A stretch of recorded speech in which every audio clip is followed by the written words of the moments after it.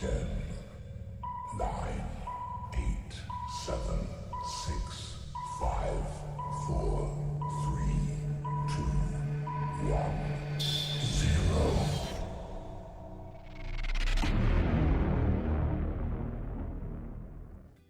0. Halo teman-teman semua, kita bersyukur karena kalau kita ingat-ingat gitu ya, kita mengalami pergumulan di dalam kehidupan kita bersyukur karena kita punya Tuhan yang selalu hadir bersama dengan kita. Dan teman-teman jangan lupa minggu ini kita sudah bisa mulai onsite ibadah gitu ya. Sekali lagi ini adalah sebuah kebaikan Tuhan di dalam hidup kita. Kita boleh beribadah, mari pergunakan waktu yang ada ini karena kita tidak pernah tahu apalagi yang akan terjadi, tapi mari ketika kita punya kesempatan ini, mari kita datang, mari kita beribadah, mari kita menyembah Tuhan kita, Tuhan yang hidup. Mari teman-teman, jangan lupa untuk daftarkan diri teman-teman, kemudian teman-teman hadir di ibadah komisi remaja di basement. Sekali lagi ya teman-teman, bukan di lantai 2, kecuali teman-teman mau datang untuk latihan Fidelis di 845 sampai 945. Dan setelah itu mari kita akan beribadah bersama di basement gitu ya, di basement. Mari teman-teman siapkan diri teman-teman, daftarkan diri teman-teman dan mari kita memuji, menyembah dan terus bertumbuh dikuatkan oleh kebenaran firman Tuhan. Teman-teman jangan lupa untuk datang dan juga sama-sama beribadah menyembah Tuhan yang hidup. Yuk teman-teman mari kita sekali lagi menyiapkan hati kita masuk di dalam saat teduh.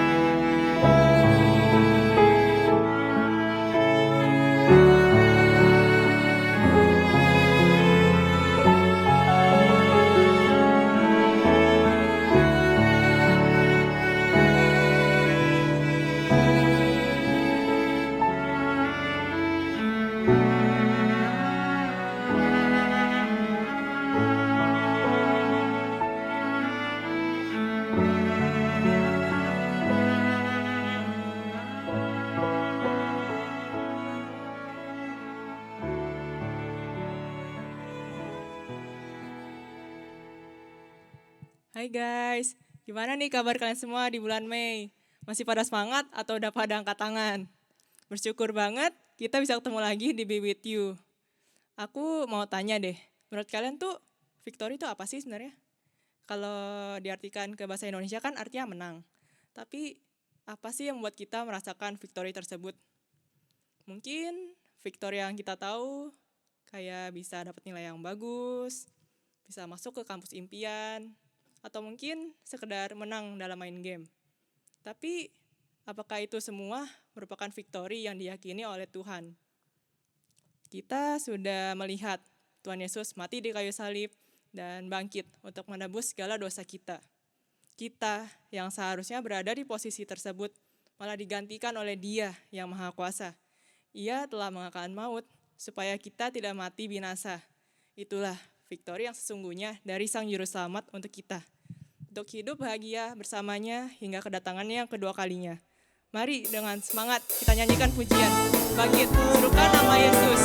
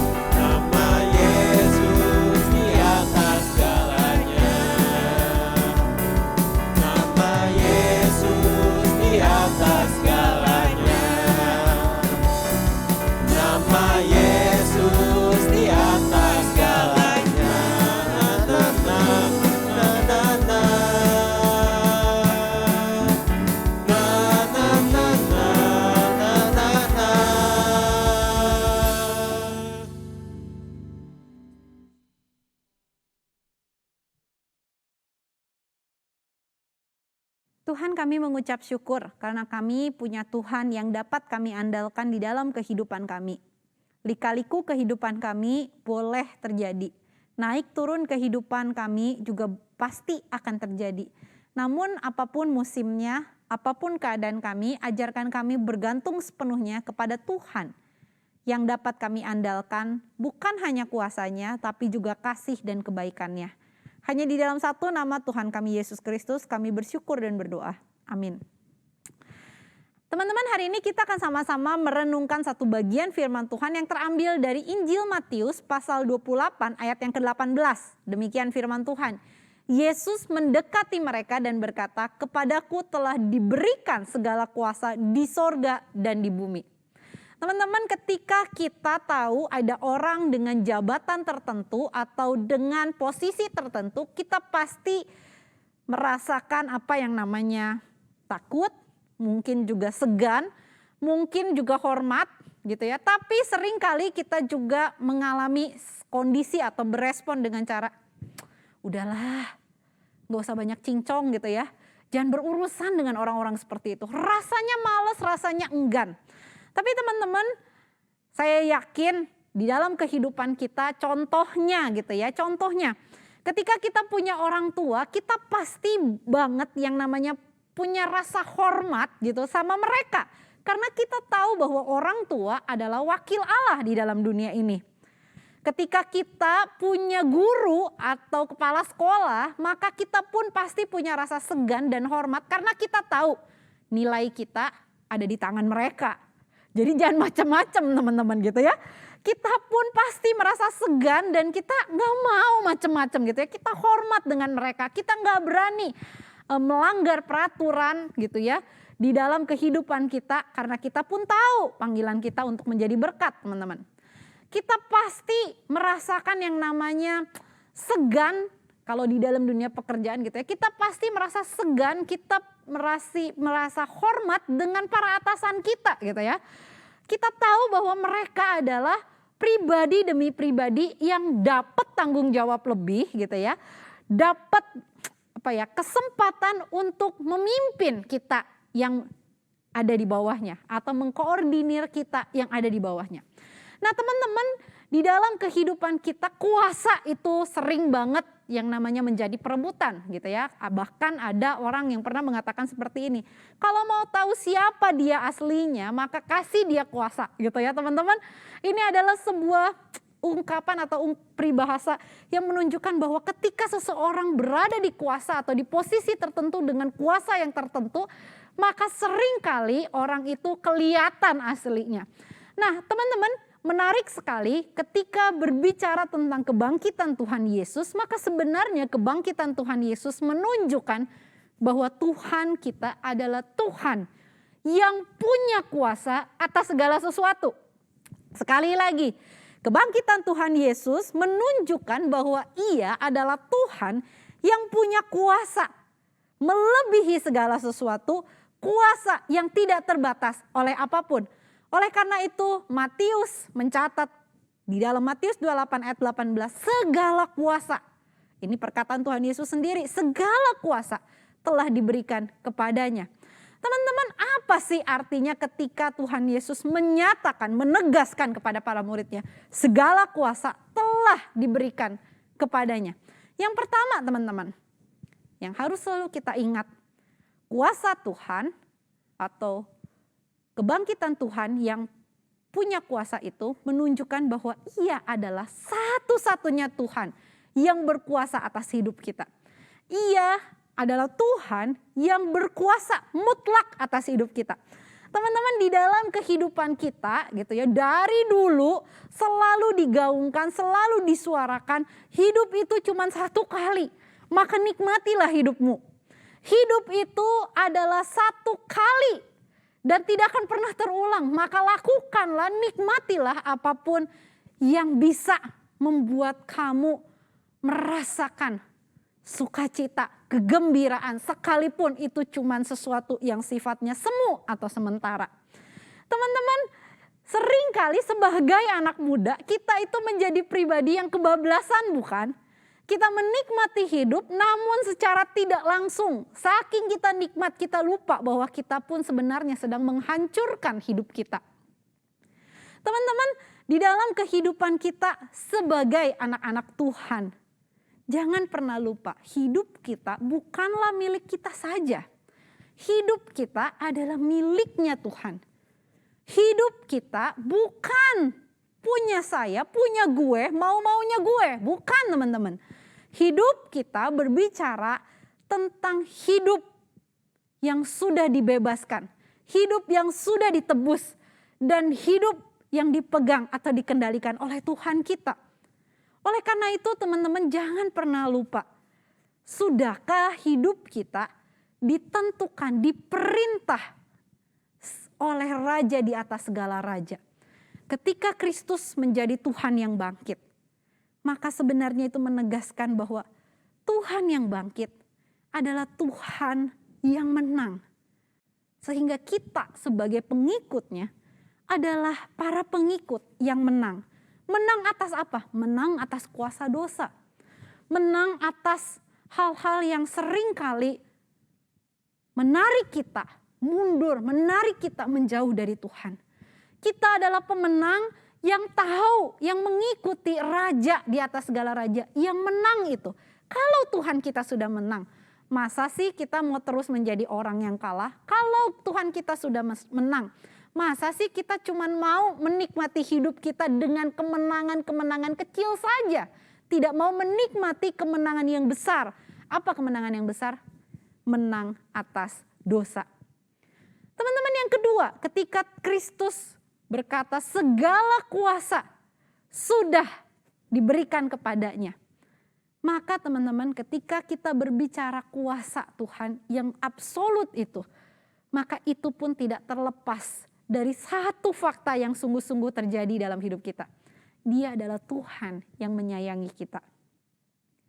Ketika banyak orang berusaha mendapatkan posisi kedudukan untuk menunjukkan siapa dirinya, menunjukkan kuasanya, menekan yang lemah, memakai kesempatan itu untuk mendapatkan keuntungan-keuntungan dirinya, membuli orang-orang tertentu. Maka teman-teman, jangan pernah lupa ketika Tuhan punya kuasa atas segala sesuatu, baik yang di sorga maupun yang ada di dalam dunia. Dia adalah Tuhan yang peduli dengan kehidupan kita. Ayat 18 tidak berhenti di ayat ke-18. Tetapi di ayat 20 Tuhan menyatakan sebuah fakta. Sebuah kenyataan yang seharusnya menjadi penghiburan bagi kita semua. Apa yang dia katakan? Dia adalah Tuhan yang menyertai kita. Teman-teman, di dalam dunia yang sangat individualis, Tuhan memberikan sebuah penghiburan bagi kita. Dia adalah Tuhan yang menyertai kita. Ketika kita berjalan bersamanya, bukan berjalan dengan pihak yang sembarangan, bukan berjalan dengan pribadi yang sembarangan, tetapi kita berjalan bersama dengan Tuhan yang punya kuasa atas segala sesuatu. Sehingga teman-teman, sesulit apapun keadaanmu, seberat apapun kondisimu, sesuram apapun rasanya hidupmu, jangan pernah lupa kita punya Tuhan yang maha kuasa. Yang bukan hanya menunjukkan kuasanya untuk jago-jagoan saja gitu ya. Tetapi dia menunjukkan kuasanya untuk mengangkat kita, untuk mendampingi kita, dan untuk bersama dengan kita melalui itu semua. Teman-teman, yang ajaib adalah dia menyertai kita bukan untuk kepentingan kita saja, tetapi dia pun menyertai kita untuk menjadi pembawa kabar baik, memuridkan, memberitakan akan kabar baik itu. Teman-teman, sudahkah di dalam kehidupan kita, kita punya kepedulian? Sudahkah kita pun terdorong untuk memberitakan kabar baik itu? Sudahkah kita menjadi pribadi yang mau menceritakan betapa ajaibnya Tuhan kita, betapa mulianya kemenangan yang sudah dia raih, dan betapa mengagumkannya dia membawa kita melalui itu semua. Teman-teman, kalau belum boleh, kalau belum punya, kalau belum pernah kita punya pengalaman seperti itu, mari teman-teman doakan. Mari kita doakan supaya kita pun punya hati yang mau memberitakan kemenangan, bukan hanya kemenangan diri kita, tetapi kemenangan Tuhan kita yang sudah bangkit, yang sudah menang, mengalahkan segala sesuatu. Yuk teman-teman, mari kita tenangkan diri kita pikir baik-baik. Sudahkah Tuhan menjadi penguasa atas hidupmu? Sudahkah kita punya kerinduan untuk memberitakan kabar baik bahwa Tuhan kita adalah Tuhan yang peduli dengan hidup kita? Yuk kita berdoa.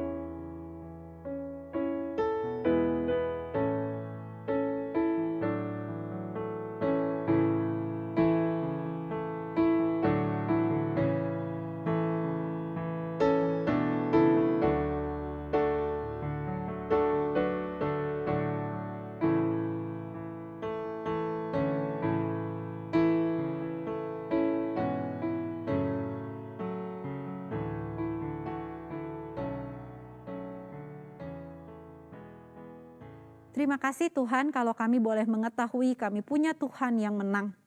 Terima kasih karena kami boleh mengalami kemenangan Tuhan. Dan biarlah hidup kami bukan hanya hidup yang terus ada di dalam kekalahan, tetapi biarlah kami punya sebuah kehidupan yang dimerdekakan, mengalami kemenangan yang sesungguhnya bersama dengan Tuhan. Tuhan tolong, biarlah ini menjadi sebuah hal yang indah, hal yang menyenangkan, bahwa hidup kami adalah hidup yang bermakna, karena kami menjadi pribadi yang membawa kabar baik, menceritakan kabar baik kepada orang-orang di sekitar kami. Di dalam nama Tuhan Yesus kami mengucap syukur dan berdoa. Amin.